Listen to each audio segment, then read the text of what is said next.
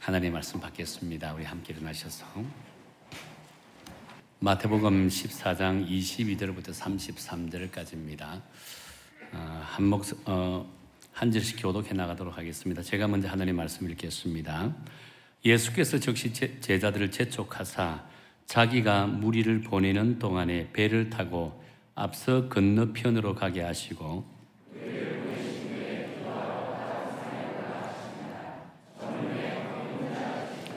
배가 이미 육지에서 술이나 떠나서 바람이 거스름으로 물결로 말미암아 고난을 당하더라. 제자들이 그가 바다 위로 걸어오심을 보고 놀라 유령이라 하며 무서워하여 소리 지르거늘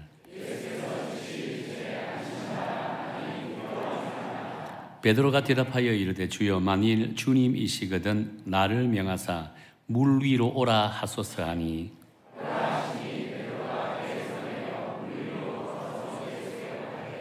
바람을 보고 무서워 빠져가는지라 소리질러 이르되 주여 나를 구원하소서 하니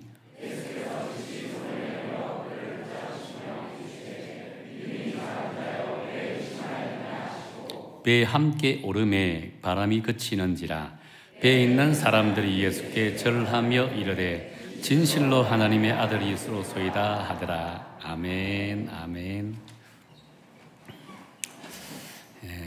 여러분 혹시 무리를 걷는 방법 아세요? 무리를 걷는 방법 오늘 좀 귀담아 드려야 됩니다. 제가 무리를 걷는 방법에 대해서 알려드리겠습니다. 무리를 걸으려면 제일 먼저 뭘 해야 되겠습니까? 제일 먼저 발을 물에 탁 닿아야 됩니다. 내디뎌야 되겠죠. 어떻게 발을 내딛지 않고는 물을 걸을 수 있을까요? 자, 오른발을 내딛었습니다.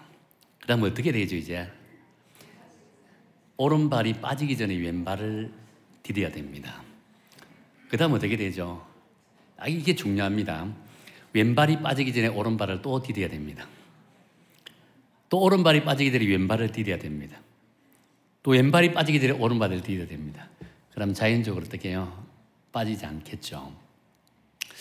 여러분 이렇게 하면 얼마나 빠르게 발을 내디뎌야 될까요? 현실적으로 참 쉽지 않겠죠. 물리학자가 지금 사람의 체중으로 물에 빠지지 않고 무리를 걸을 수 있게 하기 위해서는 어느 정도의 속도를 내야 빠지지 않고 무리를 걸을 수 있을까 조사를 했습니다. 그러면서 하는 말이 적어도 사람이 자기 체중에서 물에 빠지지 않고 무리를 걸을 수 있으려면 150km를 달려야 된다고 했습니다. 시속 150km로. 여러분 우리 전 세계에서 100m 최고 기록이 뭡니까? 9초 한 3, 4 정도 되죠. 근데 150km로 달린다는 것은 가능할까요? 불가능합니다. 차 속도를 저는 사실은 고속도로 달리면 평균 150을 넘을 때가 참으로 많겠지만 여러분들은 150km 넘지 쉽지 않겠죠. 그 속도로 달려가야만 물에 빠지지 않고 무리를 걸을 수 있다고 한다는 거예요. 쉽게 말하면 사실 무리를 걷는 것은 불가능하다라고 이렇게 이야기를 할 수 있지 않겠습니까? 그런데 여러분 오늘 본문에 등장하는 우리 예수님은 시속 150km로 달려간 것도 아님에도 불구하고 무리를 걸었다라고 말씀하고 있습니다. 예수님만 걸었습니까? 베드로조차도 무리를 걸었다라고 기록하고 있다는 거예요. 그렇다면 도대체 베드로가 어떻게 했길래 무리를 걸을 수 있었을까요? 오늘 우리가 여기에 대한 답을 한번 찾아 나가보기를 원한다는 겁니다. 그래서 여러분의 인생 단순히 무리를 걷는 기적이 중요하지 않습니다.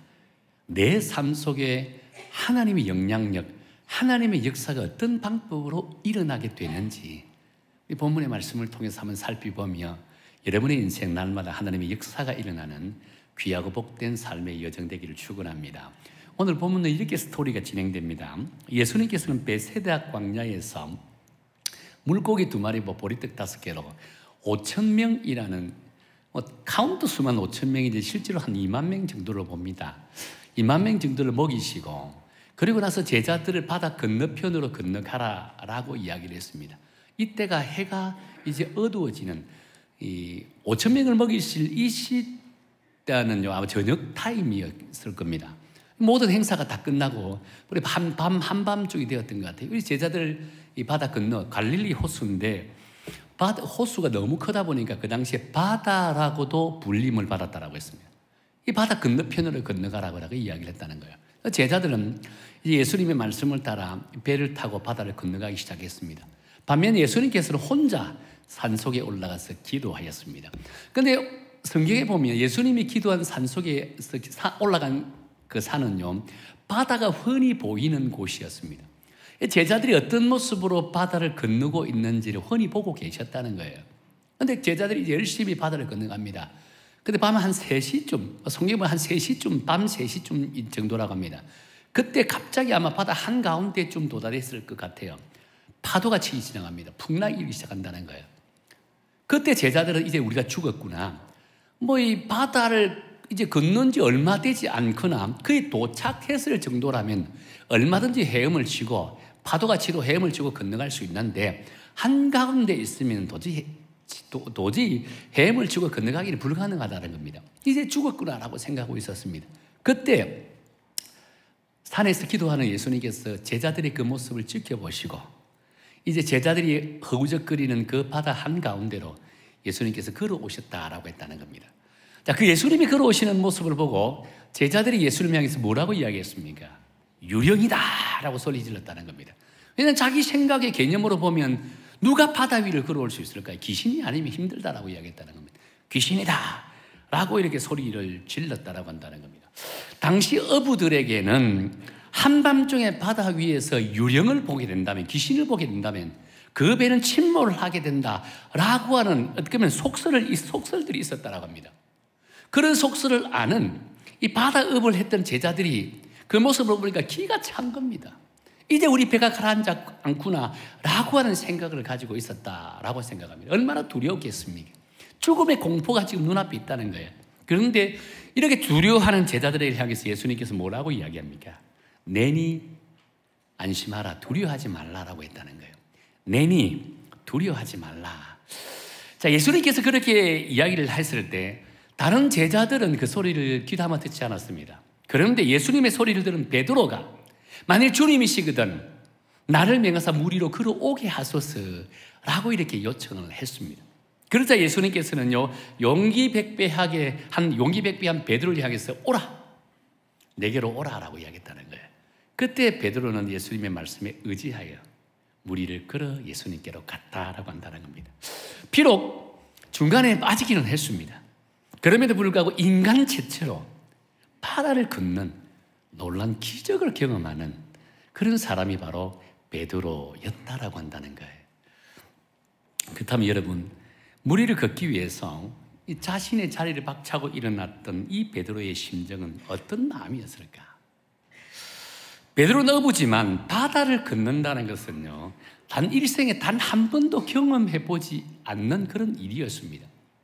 본인은 어부잖아요. 바다와 평생을 함께 살았던 그런 인물입니다. 뿐만 아니죠. 확률적으로나 또 삶의 경험과 이성적인 판단으로 볼 때 바다를 걷는 것, 그것도 풍랑이 있는 바다에 발을 내딛는다는 것은 곧 죽음을 의미한다라고 할 수 있다는 겁니다. 차라리 폭풍과 풍랑으로 고생한다 할지라도 내가 배 안에서 안주하는 것이 그것이 훨씬 상식적이고 미래가 보장된 일이라고 할 수 있다라고 한다는 거예요. 그런데 오늘 본문의 베드로는요, 안주의 자리를 박차고 일어섰습니다. 그리고 새로운 도전을 위해서 풍랑이는 바다로 나아갔다라고 한다는 거예요. 새로운 세상을 향해서 믿음의 발걸음을 내딛었다라고 한다는 거예요. 결국 베드로는요, 사람으로서는 처음이자 마지막으로 물 위를 걷게 되는 기적을 경험한 하나님의 사람, 온전한 제자, 그리스도인이라고 한다는 거예요. 사랑하는 성도 여러분, 오늘 우리는요, 물 위를 걷다가 실패한 베드로의 모습을 보고 반면교사로 삼으려고 하는 것은 결코 아닙니다. 도리어 비록 물 위를 온전히 걷는 데는 실패하였지만 그의 도전 정신으로 말미암아 짧게나마 물 위를 걸을 수 있었다라고 하는 그 베드로의 믿음을 묵상해 보기로 한다는 겁니다. 오늘 과연 우리는 풍랑을 만났을 때 예수님께서 우리를 향해서 무리를 걸어오라 라고 명했을 때 과연 나는 베드로처럼 두려움의 풍랑을 헤치면서 무리를 과연 걸었을까? 라고 스스로 돌이켜보면서 나 역시도 이제는 베드로처럼 무리를 걸을 수 있는, 예수님이 오라 하시면 무리를 걸을 수 있는 그런 믿음을 가지시기를 예수님 이름으로 축원합니다. 자, 그렇다면 기적을 일으킨 베드로의 도전적인 신앙은요, 도대체 어디에 근거한 믿음이었을까요? 한 두 가지 정도를 한번 살펴보기로 하는데요. 첫 번째는 하나님의 부르심에 순종하는 그런 믿음이었다라고 본다는 거예요. 오늘 본문의 베드로는 아무런 이유 없이 무리를 나간 것은 결코 아닙니다. 거기에는 예수님의 부르심이 있었다라고 한다는 거예요. 29절의 말씀에 보면요, 오라 하시니 라고 하죠. 그러자 베드로가 배에서 내려 무리로 걸어서 예수께로 가되라고 합니다. 지금 하나님의 부르심에 우리가 예라고 순종하는 이것이 바로 도전적인 신앙이라고 할 수 있다는 겁니다. 예수님이 오라 하시니 비로소 예수님이 베드로가 무리를 걸었다. 이것이 베드로의 도전적인 신앙이라고 할 수 있다는 겁니다. 하나님의 말씀을 붙들고 현실에 안주하지 않고 미래의 세계로 나가는 것이 비로소 우리는 도전적인 신앙이라고 이렇게 부른다는 거예요.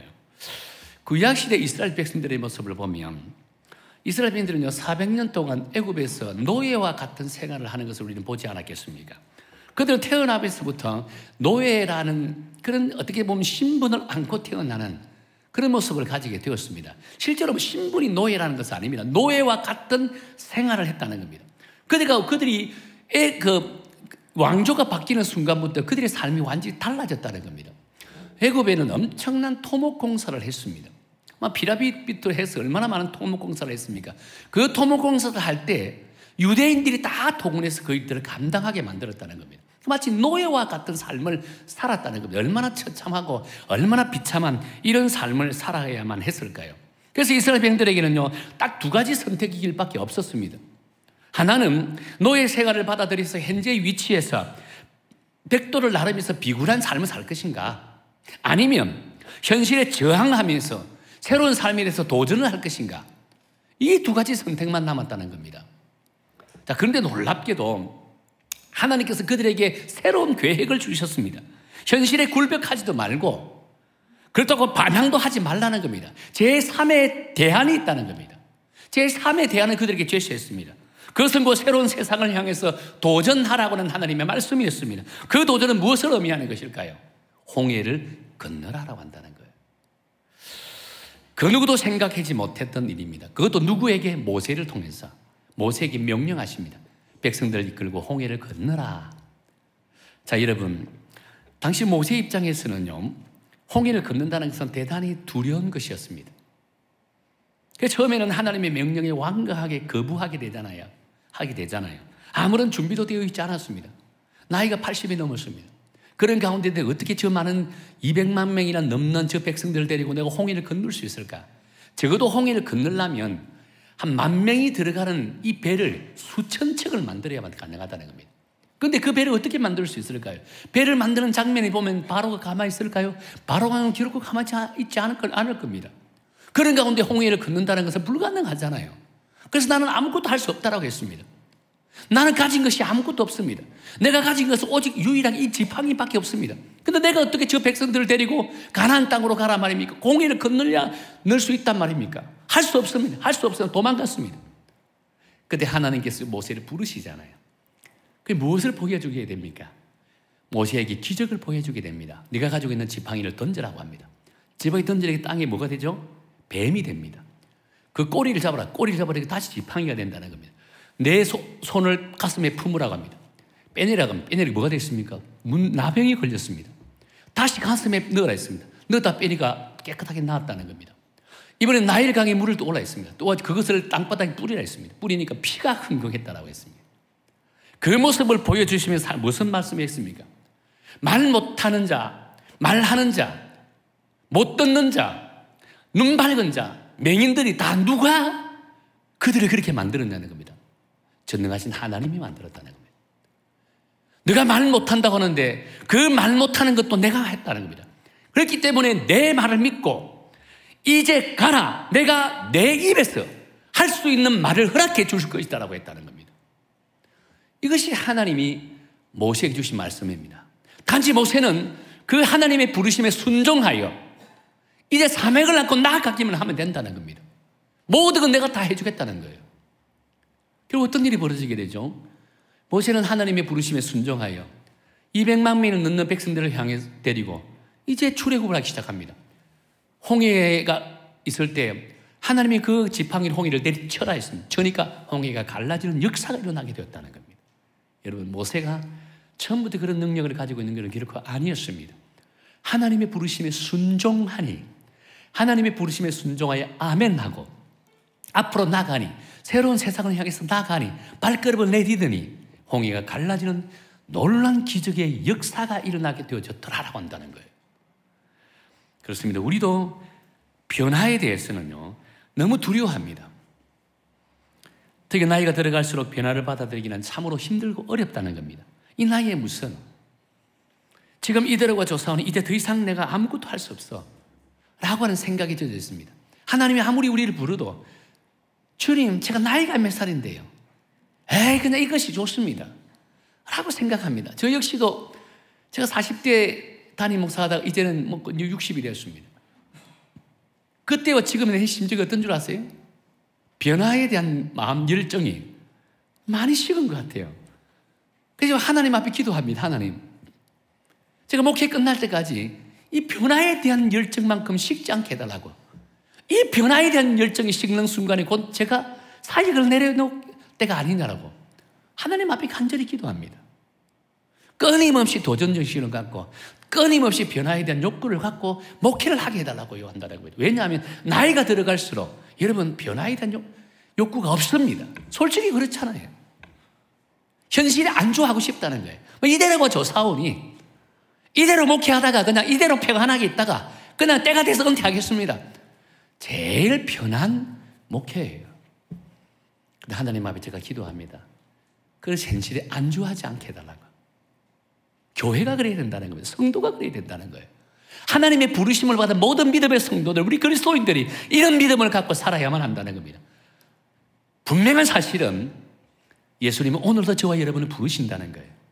새로운 세상을 향해, 세상의 바다를 향해 여러분들을 부르십니다. 그때 우리는 아멘하고 순종하면서 나가야 되는데 망설입니다. 주저한다는 거예요. 세상에 나가면 얼마나 참 파도가 몰아치고 풍랑이 몰아칩니까? 두렵습니다. 떨립니다. 이 나이에 제가 어떻게 그걸 감당합니까? 이것이 오늘 우리들의 생각이라고 한다는 겁니다. 현실에 안주하고 싶다는 겁니다. 지금이 이대로가 좋습니다 라고는 생각을 가지고 싶다는 거예요.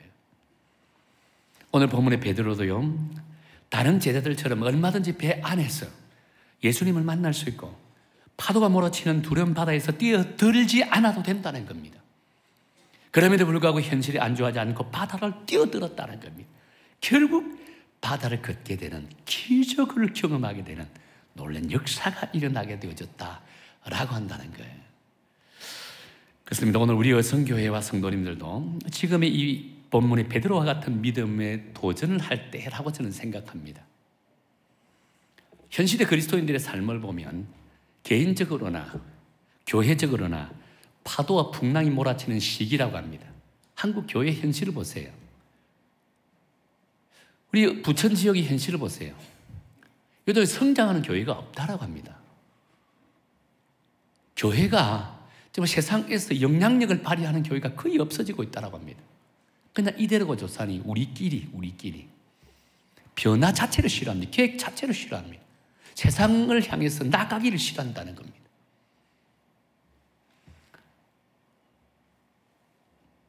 그렇다면 아직은 배 안에서 안전하게 살아남아 있다고, 지금 배가 뒤집어지지 않고 있다라고, 그것만으로 충분하다라고 여러분 스스로 생각하고 있습니까? 단지 죽지 않고 살아있는 것만으로도 하나님이 기대하는 그런 사명을 감당하는 교회와 성도라고 여러분 스스로 자부하고 있습니까? 분명 세상 사람들은요, 파도와 풍랑이 몰아치고 있는 이 순간에 배 안에 머물면서 생존과 평안함을 지키는 것이 그들의 삶의 목표고 성공의 이유라고 생각합니다. 하나님으로부터 부름을 받은 교회와 성도에게는요, 그것이 삶의 목적이 되어서는 안 된다는 겁니다. 그것이 삶의 목적이 되어서는 안 된다는 거예요.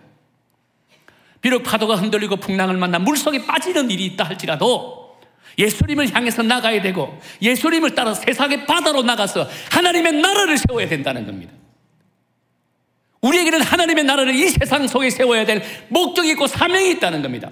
그 사명을 부르는 현장에 우리는 아멘하고 순종하고 나가야 된다는 겁니다. 그럴 때 기적이 나타나는 거예요. 그럴 때 여러분의 삶을 하나님이 붙들어 주신다는 겁니다. 여러분이 하나님의 손에 붙들리는 인생이 되어진다는 거예요. 그렇게 우리가 해야 할 일은요, 예수님이 오라고 말씀하실 때, 부르실 때 예수님의 말씀을 의지하여 배에서 내리는 도전을 해야 된다는 겁니다. 예수님이 서 있는 바다 한가운데로 걸어가는 담대한 믿음을 가져야 되는 거예요.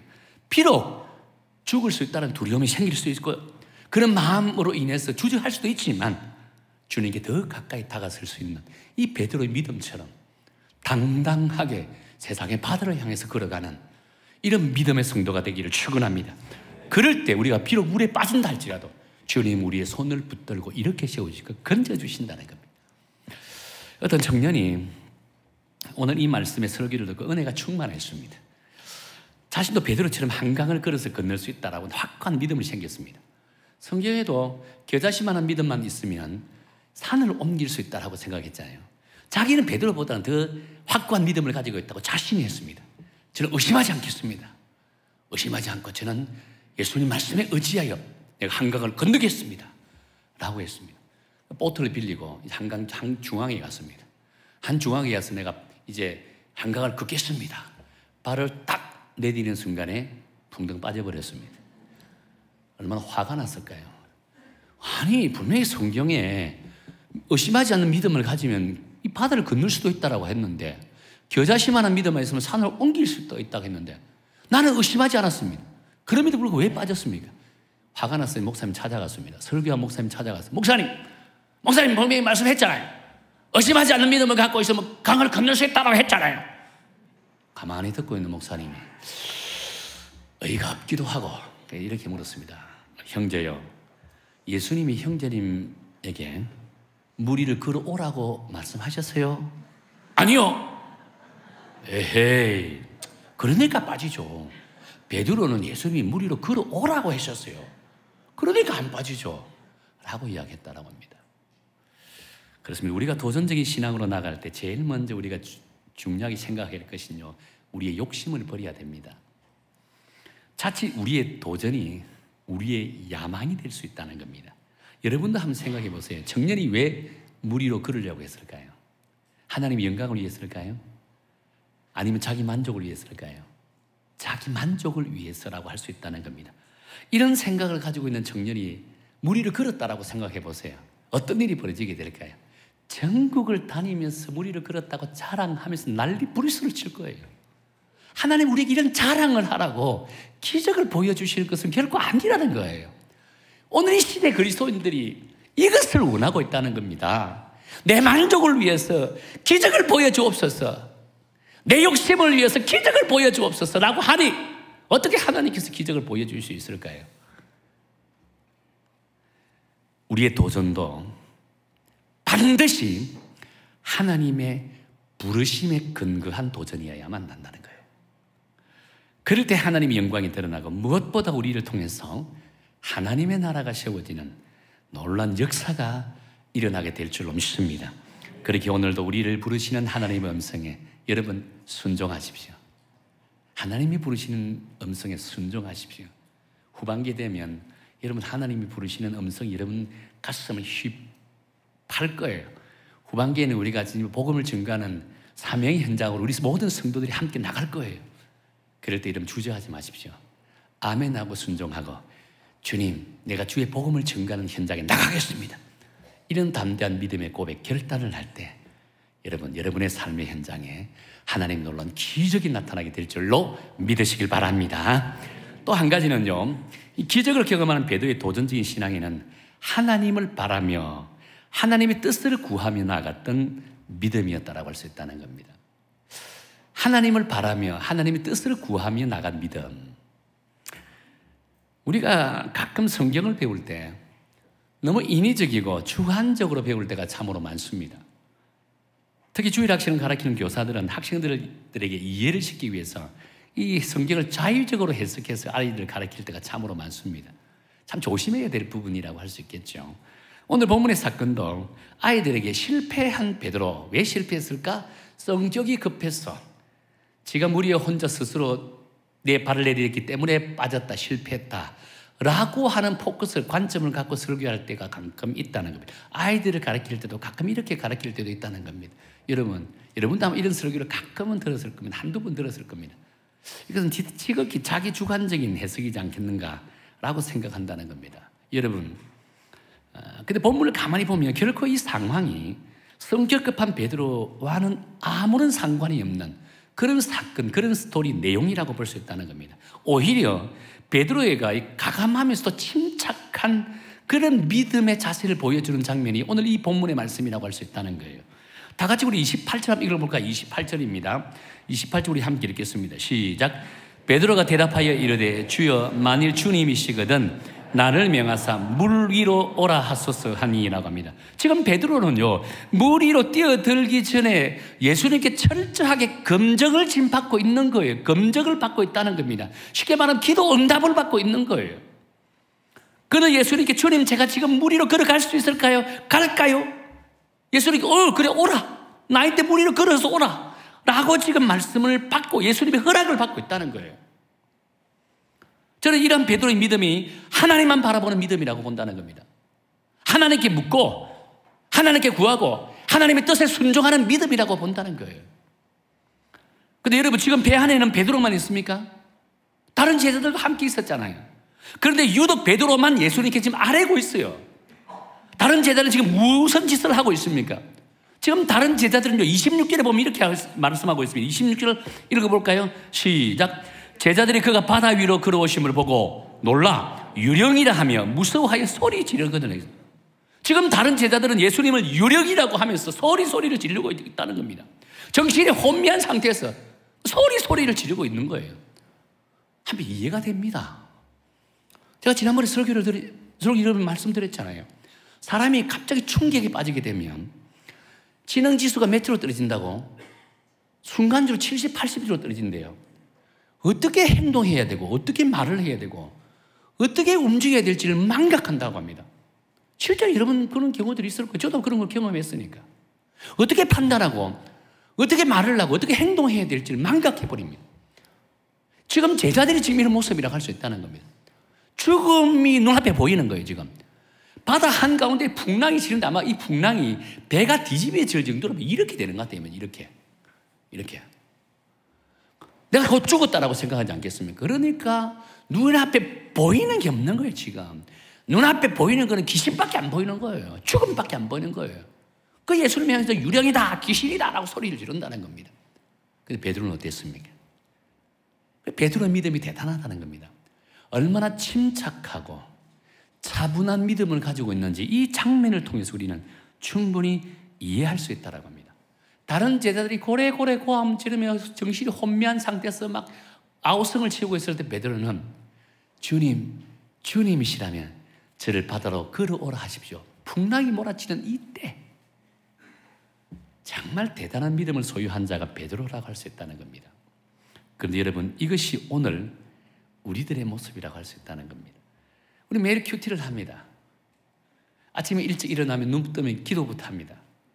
잠자기 전에 또 기도부터 합니다. 기도하면서 하루를 돌아보면서 회개할 건 회개합니다. 출근하면 성경 읽부터 읽습니다. 남들이 봐도 야, 저 사람 역시 그리스도인이다 라고 생각합니다. 그럼에도 불구하고 막상 우리가 기도가 필요하고 막상 하나님의 인도가 필요할 때는 우왕좌왕한다는 겁니다. 지능지수가 70, 80 떨어진다는 거예요. 내가 무엇을 해야 될지 어떤 행동을 해야 돼 어떤 말을 해야 될지를 망각해버린다는 거예요. 그런데 베드로는 그렇지 않았다는 겁니다. 그래서 베드로는 평소에 정말 예수님에 대한 신뢰, 믿음이 어느 정도인지 충분히 이해할 수 있는 그런 믿음의 자세라고 한다는 겁니다. 여러분 지금 베드로의 모습이 바로 성격급한 베드로의 모습일까요? 결코 그렇지 않다는 겁니다. 분명한 사실은요, 베드로는 무슨 일을 하든지 철저하게 하나님의 뜻을 찾고 하나님께 간구하고 하나님께 기도를 드리는 이런 모범적인 신앙을 가지고 있었다라고 우리는 알 수 있다는 겁니다. 그렇습니다. 우리 그리스도인들의 신앙도 이런 신앙이어야만 한다는 거예요. 오늘 우리는 종종 스스로에게 도전을 권합니다. 너는 할 수 있어. 얼마든지 극복할 수 있어. 너는 분명히 해낼 거야. 근데 여러분, 이렇게 외치는 우리가 지금 누구에게 허락을 받고 있습니까? 너는 할 수 있어. 너는 해낼 거야. 너는 분명히 극복할 수 있어. 누구에게 하는 말일까요? 나에게 허락받고 있다는 겁니다. 지금 자기 체면을 걸고 있다는 겁니다. 그것이 마치 믿음인 양 착각한다는 겁니다. 오늘 여러분 그렇지 않아요? 여러분 믿음하고 자기 체면하고 달라요. 근데 우리 대다수 자기 체면을 걸고 있는 거예요. 그러면서 그것이 마치 믿음인 양, 그게 잘못돼 버리면요, 고마 한순간에 하나님을 향해 탓하고 원망하고 쏟아붓는 거예요. 잘 되면 자기 탓이에요. 야, 신하는 능력 있어. 이게 어떻게 기도하는 걸까요? 이게 어떻게 하나님을 의지하고 하나님께 묻는 자세인가요? 도레이 목사님이 쓰신 기도의 능력과 능력의 기도라는 책이 있습니다. 그 책에 보면 왜 현대 교회 안에서는 초대교회처럼 기도의 능력이 나타나지 않는가에 대해서 정확한 답을 제시하고 있습니다. 그 다음 내용에 보면 초대교회 성도들은요, 매일 무엇을 하든지 하나님께 구했다. 눈을 뜨고 잠을 잘 때까지 모든 삶의 여정은 하나님의 손에 있다는 겁니다. 자기 자신이 하나님 손에 올려져 있다는 거예요. 작은 일이든 큰 일이든 전적으로 하나님께 구하였다라고 합니다. 여러분은 그렇게 해요? 이거는 안 구해도 되고 요거는 큰 일이니까 하나님 앞에 구합니다. 이렇게 생각하지 않습니까? 어지간하면 제 판단을 끝내버립니다. 어지간하면 제 지식과 경험으로 그것을 이루어버립니다. 내가 무조건 힘든 거는 하나님께 구한다는 겁니다. 이것이 오늘 우리들의 모습이에요. 근데 초대교회 성도들은요, 작은 일이든 큰 일이든 내 인생 가운데 일어나는 모든 일들을 하나님께 다 바치고 하나님 뜻에 하나님께 구하면서 살았다는 겁니다. 그러니까 그리스도인들이 일당백 그리스도인이 되어진다는 거예요. 기적이 나타났다는 거예요. 현대 그리스도인들이 그렇지 않다는 겁니다. 기도를 할 때도 즐겁게 자기 중심적인 기도합니다. 자기가 판단합니다. 자기가 결정해요. 기도할 때 하나님 오른쪽이야 됩니다. 하나님 오른쪽으로 허락해 주세요. 하나님 어떻게 갈까요? 오른쪽이고 왼쪽입니까? 에이, 오른쪽입니다. 오른쪽으로 합니까? 왼쪽입니까? 에이, 오른쪽입니다. 자기가 답을 가지고 있어요. 몰아가는 거예요, 오른쪽으로. 하나님 그 기도를 듣고 어떻게 하겠어요? 40일 금식 기도 해보도 아무 소용없어요. 왜? 이미 우리 마음에 결정되어 있는 거예요. 그러니 하나님의 역사가 일어나지 않는 거예요. 그러니 하나님이 개입하지 않는다는 겁니다. 중요한 사실은 우리가 생각하는 것부터 그 일들이 내 인생에 일어나는 일들이 크든 작든 내 삶은 하나님 손에 붙들려 있습니다. 내 인생은 하나님 인도하심에 붙들려 있는 인생입니다. 라고 고백하면서 모든 것들 하나님께 맡기고 하나님을 뜻에 구하고 하나님이 기도하는 이런 믿음의 자세가 필요하다는 겁니다. 그럴 때 하나님 우리 인생에 개입하십니다. 우리 인생에 개입하는 그 자체가 기적입니다. 기적이라고 할 수 있는 거예요. 오늘 본문에 베드로가 한 행동을 유심히 한번 봅시다. 아주 중요한 말씀이 나옵니다. 분명 그는 예수님의 오라 하심에 예수님만 바라보고 이제 바다를 걸었습니다. 얼마 못 갔어. 바람을 보고 바다에 빠져버렸다라고 했죠. 그래서 예수님께서 손을 내밀어 베드로를 이렇게 세웠다. 근데 중요한 그 다음부터입니다. 베드로가 예수님의 손을 붙잡는 순간 다시 바다를 걷기 시작했다는 겁니다. 32절에 보면 이런 말씀이 있습니다. 배에 함께 오름에 바람이 그치는지라. 베드로가 예수님께 함께 올랐다 했습니다. 배에. 그렇다면 여러분이 생각할 때 베드로가 물에 빠져있는 베드로를 푹 안아가지고 배에 올랐을까요? 아니면 등에 업고 배에 올랐을까요? 안아서 올리든 등에 업었다면 예수님이 안아서 배에 함께 오르다고 정확하게 기록되어 있을 거예요. 뭐라 되어 있습니까? 손을 내밀어 했다는 겁니다. 손을 내밀어 일으켰습니다. 그때부터 베드로는 예수님과 함께 배를 향해서 걸어갔다라고 한다는 겁니다. 이것이 아주 중요한 말씀이라고 할 수 있다는 거예요. 비록 그가 바람을 바라봄을 통해서 바다에 빠지는 실패를 경험했지만 곧장 예수님의 손을 붙잡는 순간 다시 바다를 걷기 시작했다는 겁니다. 세상을 바라봄이 아니라 예수님을 바라봄을 통해서 실패 현장에서 기적의 역사가 일어나게 되어졌더라는 겁니다. 우리 인생도 마찬가지입니다. 우리가 세상의 바다에 살면서 다양한 실패를 경험합니다. 삶이 서툴기에 믿음이 좀 성숙하지 않기 때문에 우리가 바라보아야 될 걸 바라보지 못하고 엉뚱한 것을 바라보다가 실패의 바다에 빠져버린다는 거예요. 그런데 중요한 것은 그것이 우리 인생의 마지막이 아니라는 겁니다. 우리를 죽도록 사랑하시는 예수님께서 우리에게 찾아오셔서 우리의 손을 붙들어 잡으신다는 겁니다. 그럴 때 우리는 어떻게 해야 될까요? 감사합니다. 주님, 나 주님 손을 붙들겠습니다. 그러는 순간에 이 실패의 바다에서 기적의 역사가 나타난다는 겁니다. 또다시 예수님과 함께 바다를 걸을 수 있다는 거예요. 이제는 나 혼자가 아니라 주님과 함께 영원히 빠지지 않는 바다를 걸어갈 수 있다는 겁니다. 우리 어성교 성도 여러분, 이런 은혜가 여러분의 인생에 날마다 펼쳐지기를 예수님 이름으로 축원합니다. 그래서 어떤 풍랑이 몰아쳐도 잠깐은 요동하겠지만 결국에는 주님의 손을 붙들고 당당하게 세상의 바다를 걷는 그런 기적의 역사가 여러분의 삶의 여정에 날마다 일어나기를 예수님 이름으로 축원합니다. 이제 말씀을 맺겠습니다. 여러분, 신은 죽었다라고 한 말이 누구죠? 누가 한 말이죠? 니체가 한 말이잖아요. 니체가 신은 죽었다라고 말을 하고 나서 독일 교회가 뒤집어졌습니다. 데모하고 난리가 났습니다. 니체를 향해서 신성 모독죄를 사죄하라 라고 했다라고 합니다. 데모가 일어나고 난리가 났더랍니다. 그런데 그 뒤에 잘 알려지지 않는 에피소드가 하나 있었습니다. 그렇게 해서 사람들이 불같이 일어나다 니체는요, 자신이 신은 죽었다라고 말한 데는 다 그럴 만한 이유가 있었다라고 이야기했다는 겁니다. 그러면서 하는 말이 지금 교회와 성도들이 얼마나 무기력한지를 한번 보라는 거예요. 그런 다음 더 충격적인 말을 했습니다. 뭐라고 했냐면요, 교회는 신의 무덤이다라고 이야기했다는 거예요. 교회가 아무것도 아닌 것 가지고 매일 자기들끼리 비난하고 헐뜯고 싸우고 그런 모습을 통해 세상 사람들이 자, 저 교회 안 봐. 저게 교회가 라고 할 수 있어? 저게 하나님의 무덤이야 라고 손가락질을 했다라고 합니다. 그 모습을 보고 교회는 신의 무덤이다라고 이야기했다는 거예요. 저는 니체 말에 결코 우리가 예민해서는 안 된다라고 생각합니다. 왜냐하면 오늘 이 시대 교회와 성도들에게 니체가 말한 말들이 그대로 이루어지고 있기 때문이라고 한다는 거예요. 그래서 교회는 생명력을 잃었다라고 이야기할 수 있다는 겁니다. 그럼에도 불구하고 저는요, 아직도 교회에는 희망이 있다라고 생각합니다. 우리 여성교를 바라볼 때 거의 매주 새로운 생명이 탄생합니다. 희망이 있다는 겁니다. 하나님의 기적이 나타나고 있다는 거예요. 그렇게 우리 모두는 조금 더 하나님을 바라보고 무엇보다 하나님의 부르심에 순종하고 세상의 바다로 나가야 된다는 겁니다. 이대로가 조사원이라고 해서는 안 된다는 겁니다. 하나님이 부르실 때 아멘, 아멘, 내가 세상 바다에 나가겠습니다. 주님 손을 붙들고 나가겠습니다 라고 믿음의 결단을 하게 될 때 우리 교회는 날마다 생명력이 넘치는 교회가 될 줄로 믿습니다. 우리 교회는 이 부천 지역과 민족과 열방 속에 선한 영향력을 드러내는 그런 건강한 교회가 될 줄로 저는 믿습니다. 신의 무덤이 아니라 하나님의 능력이 나타나는 그런 교회, 하나님의 생명이 나타나는 그런 교회가 될 줄로 믿습니다. 앞으로 여러분을 부르시는 때가 있을 것입니다. 그럴 때 이름 주저하지 마시고 아멘이라고 순종하며 세상의 바다에 나가 하나님의 나라를 세워나가는 하나님이 파송받은 선교사로서의 사명을 갖고 살아가는 우리 믿음의 성도가 되기를 예수님 이름으로 축원합니다.